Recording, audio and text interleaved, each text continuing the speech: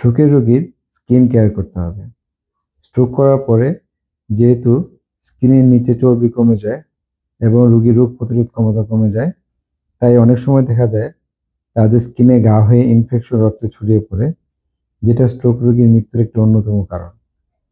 স্কিনে যেন ঘা না হয় সেদিকে খেয়াল রাখতে হবে। এর জন্য রোগীকে প্রতি 2 ঘন্টা পর পর পাশ পরিবর্তন করে দিতে হবে।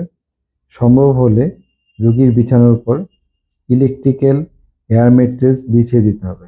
এয়ার ম্যাট্রেসের সুবিধা হলো এর মধ্যে অনেকগুলো রাবারের বল থাকে, যেগুলো স্বয়ংক্রিয়ভাবে বাতাসের মাধ্যমে ফুলে যায় আবার চুপসে যায়, যাতে করে শরীরের পিছনের দিকে সমানভাবে চাপ পড়ে এবং স্কিনে ঘা অনেকটা কমে যায়। রোগীকে কখনোই সরাসরি রেক্সিন, রাবার ক্লথ বা ইলেকট্রিক ম্যাট্রেসের উপর শোয়ানো যাবে না। অবশ্যই এর উপরে একটি সুতি বেডশিট বিছিয়ে তারপর রোগীকে শোয়াতে হবে। রোগীর যেন ঘাম কম হয় সেদিকে খেয়াল রাখতে হবে।